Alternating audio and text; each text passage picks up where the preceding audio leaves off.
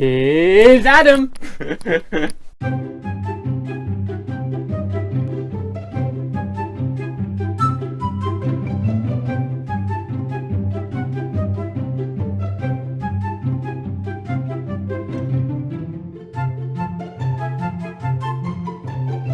guys, it's Adam, and today I've got a little video on Denis Fisher board games.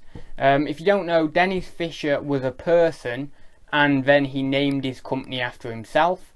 I don't know the date in which he set up his company, but I do know that in 1970 they were taken over by Palitoy, and then I believe it was either late 70s or 80s that then Hasbro bought them out, and and pretty much Hasbro pretty much bought out loads of different board game companies, well, toy companies, and now they're just basically a massive conglomerate.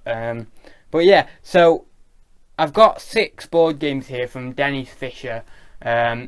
Whilst it was under the Palitoy name, well, actually it wasn't under the Palitoy name, but I mean, whilst it was being run by Palitoy, it was still being promoted as Denis Fisher. The board games were. So yeah, I'm going to put some screenshots by the side of me of sold listings as well. So we'll get straight onto it. These will be board games you will not find readily. I mean, I'm talking these board games you will only see once every year, once every 2 years, and that's if you're going sourcing loads, you're going to car boots, you're going to charity shops, you're doing your sourcing very, very actively. So these are pretty rare board games. Some are less rare and you may find them a bit more often, and others, there are a couple in here that are very rare and you probably won't see them. But I thought, it's nice just to give you a bit of information and a few bolos. There's loads and loads more Denis Fisher board games, and I would implore you to go out and do more research on these, as well as research further into the other board games they did, because they did tons more. I will name a few of the other board games they did now, just to give you an idea. So they did George and Mildred. A lot of them, funnily enough, a lot of them were based on sitcoms or comedies and TV programs, which is quite nice. Generation Game they did. New Avengers board game they did. I'm trying to fit. There was absolutely tons. I'm trying to remember the list on Wikipedia that I saw. Anyway, there was you can go on Wikipedia and there's a big long list. I know Wikipedia isn't the most reliable site, but most of the board games on there are, if you research them on eBay, they are actually real, they exist and stuff. So yeah, so I've forgotten loads of them, but there's a big massive list on Wikipedia, about 70, and a lot of them are worth good money, or at least some money. But the ones I'm going to go through are, some of them are a bit interesting, and you'll see why in a minute, and other ones are just rare. So without further ado, I'll get on with it. So, Are You Being Served board game. When was this done? I've not got a date, a year here on my notes, but this would have been 70s, and it sold for £60 on bids on auction, but someone's actually got it listed for 100 or 120. So this is it is a sought after one, and yeah, you can get some good money for this if you look out for it. But as I say, that's one that you're very rarely gonna see. I mean, if you see it once in your sort of career as a reseller, you're probably doing well. So, because it seems to be very rare. As I say, only one had sold on eBay and there's only one currently listed. So yeah, it is crazy really. Now this next one is an interesting one, because this is the first wave, the first ever, the original hotel. And this was in 1974, and although you'll be able to see to the right of me that yeah, right of me. Well, for you it'll be left, but for me it's my right.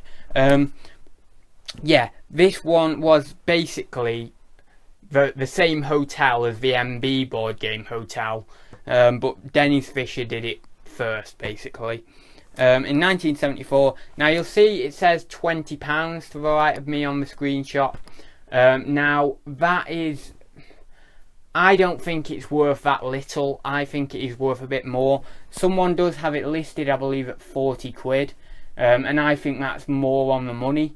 And if you hold out, I reckon you could get 40 quid. And I reckon that guy will get 40 quid. But yeah, I think that's I just don't really think that's a good price for it. I think it is definitely worth more than that, and they may have undersold it. On the Buses board game, 1973. This has gone from anywhere but sold listings from anywhere between like £10 and 40 quid, I think. And then someone's listed it at £90. So yeah, I don't think they're going to get that. I think £40, maybe £50 is your top end, and you'd really have to wait for that. But yeah, that's quite a cool board game. As I said before, a lot of these board games are based on comedies and stuff like that, and sitcoms, and that's another one. One for the Pot, 1973. This is like an Alice in Wonderland themed board game. I've seen these go for sort of 40-50 quid. And yeah, that one will be quite a rare one as well. But yeah, it's a nice little example of a vintage board game there. Next, War of the Daleks. I've seen this in 1975. I've seen this go from, I've seen people list it for like £10, and I've seen other people sell it for between 20 and 40. You could probably get a bit higher than 40 if you held out. But I'm not too sure. You'll definitely get 40 because one has sold for 40. But yeah, you might be able to get more than that. And then finally is Haunted House. Now, as you'll see to the right of me again, your left, you'll see that it says on the title, first edition. Now, I bet you're wondering what constitutes a first edition.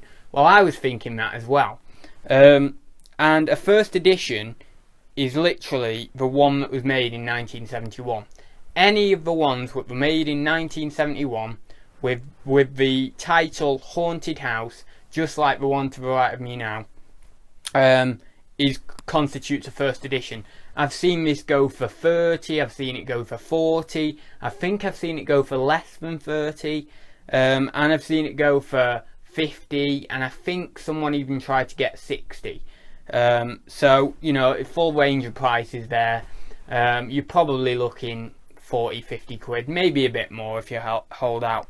The second edition is entitled New Haunted House, and it is worth mentioning Haunted House is very much like Ghost Castle, except this was the it's like the predecessor, the ancestor to games like Ghost Castle, Ghost Train, things like that, other vintage classics.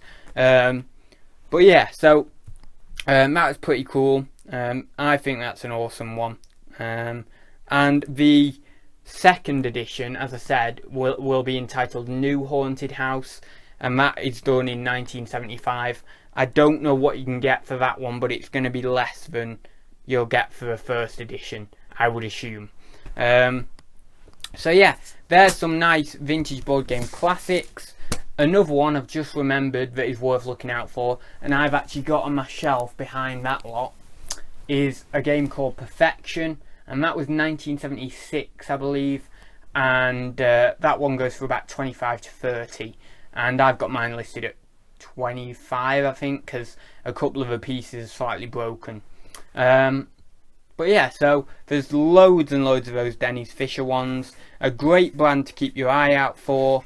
The logo is like little, there's like 4 little people and then like Denis Fisher above them. Hopefully I'll put a picture in, but if I don't, you know, you can research it on Google.